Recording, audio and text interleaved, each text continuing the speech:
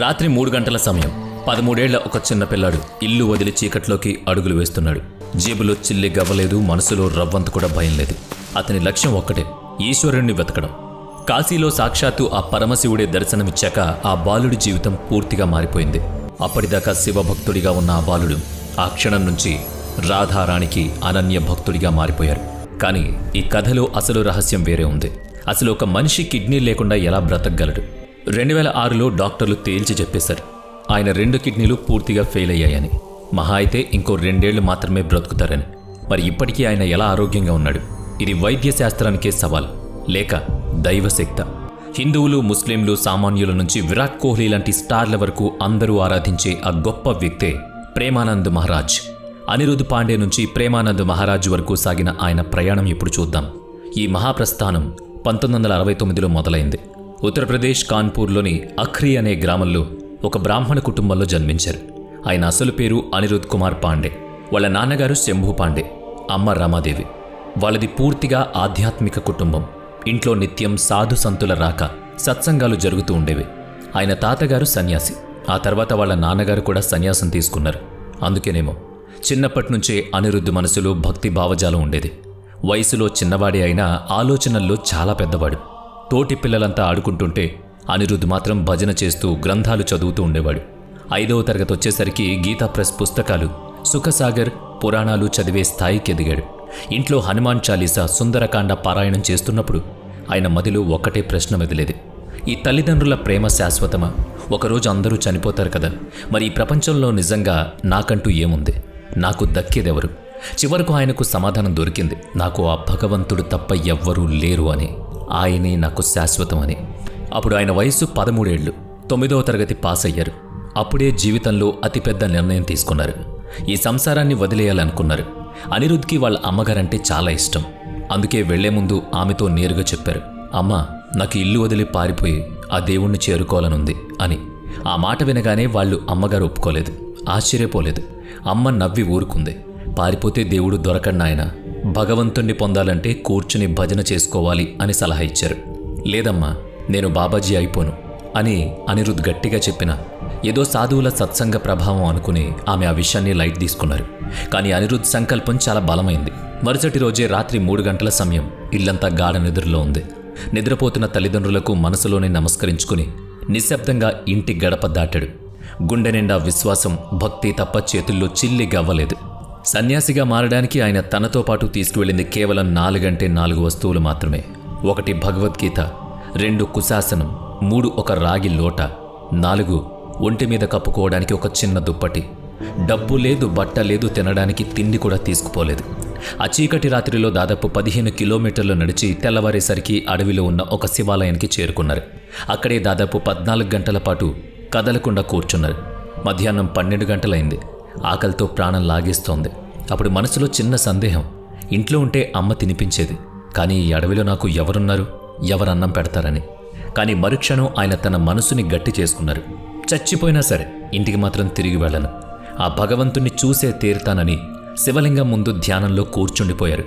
సరిగ్గా అదే సమయానికి ఒక అద్భుతం జరిగింది. ఒక వ్యక్తి ఆలయం తలుపు దగ్గరకొచ్చి పిలిచాడు, బాబూ, ఇక్కడ సర్దార్ స్వామి ఉండేవారు కదా, ఎక్కడికి వెళ్ళారో తెలుసా అని అడిగాడు. అనిరుద్, నాకు తెలియదు, నేను ఇప్పుడే వచ్చాను అని బదులిచ్చాడు. అప్పుడు ఆ వ్యక్తి, స్వామివారి కోసం కమండలంలో పెరుగు తెచ్చాను, ఆయన లేరు కదా, ఇది వెనక్కి తీసుకువెళ్ళలేను, నువ్వే తినే అంటూ ఆ పెరుగు పాత్రను అనిరుద్ చేతిలో పెట్టాడు. అనిరుద్ ఆకలి ఎంతలా ఉందంటే దాదాపు 3-4 లోటాల పెరుగును ఆవురావురమంటూ తాగేశాడు. కడుపు నిండింది. దాంతోపాటే ఆత్మ కూడా సంతృప్తి చెందింది. ఆ వ్యక్తి వెళ్ళిపోయాక అనిరుద్ ఆలోచనలో పడ్డాడు. నేను ఎవరిని అడగలేదు, కానీ సరిగ్గా ఆకలి వేసినప్పుడే అన్నం ఎలా వచ్చింది? అది కాకతాళీయం కాదు, సాక్షాత్తు ఆ పరమశివుడి సంకేతం. నువ్వు ఒంటరివాడివి కాదు, నేనున్నాను అని ఆ శివుడు చెప్పినట్టు అనిపించింది. ఆ 13 ఏళ్ల బాలుడు శివలింగాన్ని గట్టిగా వాటేసుకుని బోరున ఏడ్చేశాడు. అవి దుఃఖం బాష్పాలు కాదు, దేవుడిని నమ్ముకున్నందుకు దక్కిన ఆనంద బాష్పాలు. ఇక్కడ అడవిలో ఈ అద్భుతం జరుగుతుంటే అక్కడ ఇంట్లో కొడుకు కనిపించట్లేదని తల్లిదండ్రులు కంగారు పడ్డం మొదలుపెట్టారు. అనిరుద్ అడవిలో ఉండగా ఇటువైపు కుటుంబం 3 రోజుల పాటు వెతికింది. చివరికి ఎవరో చెప్పారు, ఒక తెల్లటి కుర్రాడు ఆ గుడి దగ్గర కూర్చున్నాడు అని. వెంటనే వాళ్ళ నాన్న, అన్నయ్య, కుటుంబ సభ్యులు అక్కడికి చేరుకున్నారు. నాన్నగారిని చూడగానే చిన్నప్పటి భయం, గౌరవం రెండూ గుర్తొచ్చాయి. కానీ అనిరుద్ధ్ మాత్రం మౌనంగా కూర్చున్నాడు. వాళ్ళ నాన్నగారు 2 సార్లు పైకిలే అని గట్టిగా చెప్పారు. కానీ అనిరుద్ధ్ కదల్లేదు. 3ఓసారి కోపంగా అరిచారు. 2 సార్లు చెప్పాను, వినపట్టలేదా? నిలబడు అని. అప్పుడు ఆ 13 ఏళ్ల బాలుడు తల ఎత్తి ఎంతో ధైర్యంగా చెప్పాడు, నా ఈ జీవితం ఇప్పుడు భగవంతుడికి అంకితం. నేనింటికి రాను. నన్నిక్కడే నరికేసినా సరే నేను మాత్రం వెనక్కి రాను. ఆ మాట వినగానే తండ్రి కోపంతో రగిలిపోయాడు. కళ్ళల్లో నీళ్లు తిరిగాయి. కొడుకును గట్టిగా గుండెలకు హత్తుకుని 3 సార్లు రామ్ రామ్ రామ్ అన్నారు. అప్పుడు ఆయన ఒక అద్భుతమైన ఆశీర్వాదం ఇచ్చారు. వెళ్ళు నాయనా, నువ్వు బంజరు భూమిలో కూర్చున్నా సరే అక్కడ పూలవనాలు కురుస్తాయి. ఈ ప్రపంచంలో ఏ శక్తి నిన్ను ఏం చేయలేదు అని ఒక హెచ్చరిక కూడా చేశారు.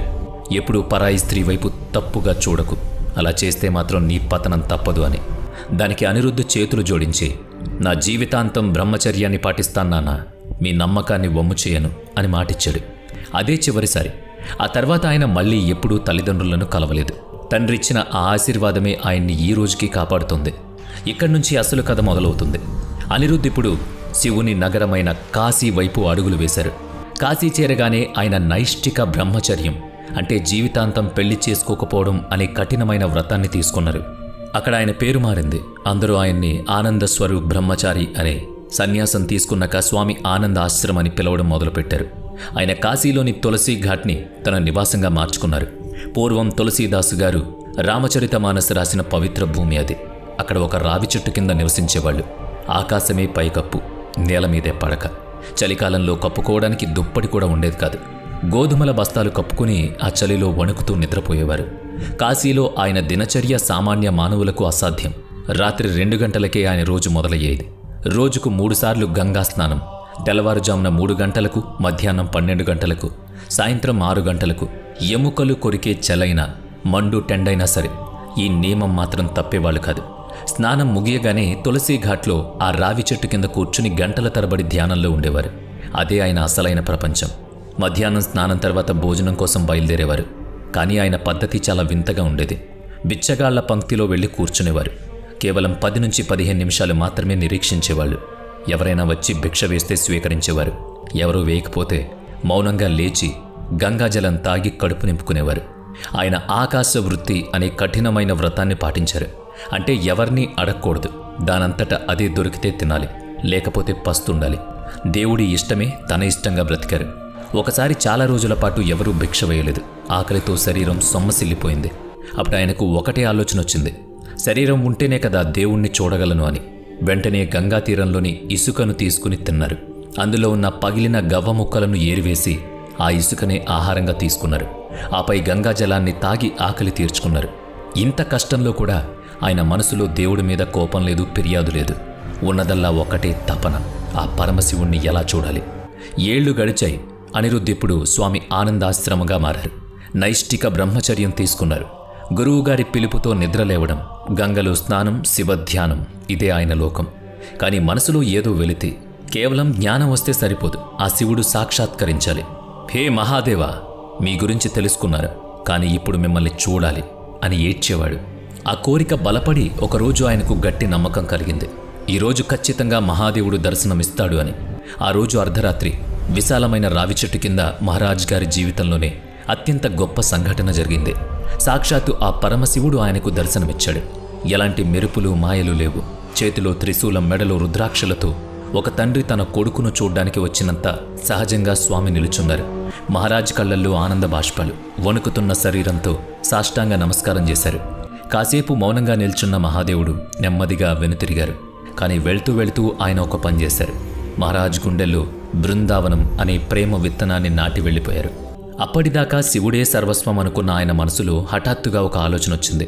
అసలు బృందావనం అంటే ఎలా ఉంటుంది అని. కానీ ఆ ఆలోచనను పక్కన పెట్టి మళ్లీ తులసి ఘాట్లో శివధ్యానంలో మునిగిపోయారు. మరుసటి రోజే ఒక సాధువు ఆయన దగ్గరికి వచ్చి, మహాత్మా, కాశీలోని అంధుల పాఠశాలలో బృందావన కళాకారులచే రాసలీల జరుగుతోంది, పదండి చూసొద్దాం అని పిలిచాడు. మహారాజ్కి జనంలోకి వెళ్లడం ఇష్టం ఉండేది కాదు. నాకొద్దు, నేను ధ్యానంలో ఆనందంగా ఉన్నాను అని సున్నితంగా తిరస్కరించారు. కానీ ఆ సాధువు వదల్లేదు. స్వామి, బృందావనం నుంచి వచ్చారు, ఒక్కసారి రా, మళ్ళీ అడగను అని బ్రతిమలాడాడు. అప్పుడు మహారాజ్ బహుశా అది శివుడి ఇష్టమేమో అనుకుని అయిష్టంగానే ఆ సాధువులతో కలిసి బయలుదేరారు. కానీ ఆ చిన్న ప్రయాణం ఆయన జీవితాన్ని మార్చేస్తుందని ఆయనకు తెలియదు. అక్కడ రాసలీలలు చూడగానే మహారాజ్ పరవశించిపోయారు. ఆ భక్తి రసం ఆయన్ని ఎంతలా ఆకట్టుకుందంటే ఒక్కరోజు అని వెళ్లిన వాళ్ళు ఏకంగా నెల రోజుల పాటు అక్కడే ఉండిపోయారు. ప్రదర్శన మొదలవ్వక ముందే వెళ్లి కూర్చునేవారు. పగలు చైతన్యలీల, రాత్రి రాసలీల, ఇక అదే అయిన ప్రపంచం అయిపోయింది. నెల రోజులు గడిచిపోయాయి. రాసలీలల ప్రదర్శన ముగిసింది. కళాకారులు బృందావనం తిరిగి వెళ్లడానికి సిద్ధమయ్యారు. అది చూసి మహారాజ్ గారి గుండెలో ఏదో తెలియని వెలితే, వీళ్ళు వెళ్ళిపోతే నా పరిస్థితి ఏంటి? ఆ కృష్ణలీలలను చూడకుండా నేనెలా ఉండగలను అని ఆయన మనసు తల్లడిల్లింది. వెంటనే ఆయనకు ఒక ఉపాయం తట్టింది. నేను కూడా వీళ్లతో పాటే వెళ్ళిపోతాను, వాళ్ళకి సేవ చేస్తూ రోజూ రాసలీలలు చూస్తూ గడిపేస్తాను అనుకున్నారు. పరుగున వెళ్లి ఆ మండలి మేనేజర్ కాళ్ళ మీద పట్టారు. స్వామి, నా దగ్గర డబ్బులు లేవు, పేదోణ్ణి, కానీ మీ సేవ చేస్తాను, నన్ను మీతో పాటు తీసుకుపోగలరా అని బ్రతిమలాడారు. ఆ మేనేజర్ చిరునవ్వుతో, అది కుదరదు బాబా, మా నియమాలు వేరు అన్నారు. కానీ ఆయన చెప్పిన తర్వాతి మాట మహారాజ్ జీవితాన్ని మార్చేసింది. బాబా, నువ్వు సేవకుడిగా రావద్దు, ఒక్కసారి బృందావనం రా, ఆ తర్వాత ఆ బాంకే బిహారీ అంటే ఆ శ్రీకృష్ణ పరమాత్మే నిన్ను వదల్డు అని చెప్పారు. ఆ మాటే మహారాజ్ గారికి గురుమంత్రం అయిపోయింది. ఆ రోజు నుంచి ఆయన మనసులో ఒకటే జ్వాల రగులుతోంది. నేను ఎలాగైనా సరే బృందావనం వెళ్ళాలి, అంటే ఎట్టి పరిస్థితుల్లోనైనా వెళ్ళాలి అనుకున్నారు. తిరిగి తన పాత దినచర్యలకు వచ్చేశారు. ఉదయం గంగా స్నానం, తులసీఘాట్లో ధ్యానం. కానీ ఇప్పుడు లక్ష్యం మారింది కదా. ఒకరోజు ఉదయం తులసీఘాట్లో ధ్యానం చేసుకుంటుండగా సంకట మోచన హనుమాన్ ఆలయానికి చెందిన బాబా యుగల్ కిషోర్ ప్రసాదం పట్టుకునొచ్చారు. బాబా, ఇది తీసుకోండి అన్నారు. మహారాజ్ ఆశ్చర్యంగా, నాకేందుకిస్తున్నావు, ఇక్కడ చాలామంది ఉన్నారు కదా అని అడిగారు. దానికి ఆ బాబా, ఏమో తెలీదు బాబా, కానీ సాక్షాత్తు ఆ మహాదేవుడే మీకే ఇవ్వమని నన్ను ప్రేరేపించుంటాడు అని అన్నారు. ఆ మాటలోని నిజాయితీ నచ్చి మహారాజు ప్రసాదం తీసుకున్నారు. వెంటనే ఆ బాబా, పక్కనే నా కుటీరం ఉంది, మీరు అక్కడే ఉండొచ్చు కదా అని అడిగారు. మహారాజ్, నేను గృహస్థుల ఇళ్లకు వెళ్ళను, అంటే నేను గృహస్థును కాదు, నేను కూడా సాధువునే అని ఆయన బదులిచ్చాడు. బాబా యుగల్ కిషోర్ గారి నిరాడంబరత్వం, భక్తి చూసి మహారాజ్ ఆయనతో వెళ్లడానికి ఒప్పుకున్నారు. ఆ కుటీరం గంగానదికి ఆనుకునే ఉంది. అక్కడ బాబా స్వయంగా దాల్ రోటీ వండి మహారాజ్కి ప్రేమగా తినిపించారు. బాబా, నేనెప్పుడూ సేవలో ఉంటాను, మీరు పగలు మా కుటీరంలో విశ్రాంతి తీసుకోండి అని యుగల్ కిషోర్ చెప్పారు. ఇక అప్పట్నుంచి మహారాజ్ గారికి ఒక తోడు దొరికింది. కొన్నిసార్లు ఘాట్ మీద ధ్యానం, మరికొన్నిసార్లు కుటీరంలో విశ్రాంతి. గంగామాత కృపల ఆయన జీవితం సాగిపోతోంది. ఇద్దరి మధ్య సాన్నిహిత్యం పెరిగాక ఒకరోజు మహారాజ్ చాలా అమాయకంగా అడిగారు, నన్ను బృందావనం చేర్చగలరా అని. అసలు ఆ ప్రశ్న కోసమే ఎదురు చూస్తున్నట్టు బాబా వెంటనే, తప్పకుండా బాబా, ఎప్పుడు వెళ్దాం చెప్పండి అన్నారు. మహారాజ్ నవ్వుతూ, నేను సిద్ధంగా ఉన్నాను, మీరెప్పుడు పంపిస్తే అప్పుడే అని బదులిచ్చారు. దానికి బాబా, సరే, రేపే ఏర్పాట్లు చేస్తాను అని మాటిచ్చారు. రేపే బృందావనం వెళుతున్నానన్న ఆనందం మహారాజ్ గుండెల్లో వెలిగిపోయింది. అయితే అప్పట్లో కాశీ నుంచి బృందావనానికి నేరుగా వెహికల్స్ ఉండేవి కావు. అందుకే యుగల్ కిషోర్ ఆయన్ని మొదట చిత్రకూట్ తీసుకువెళ్లారు.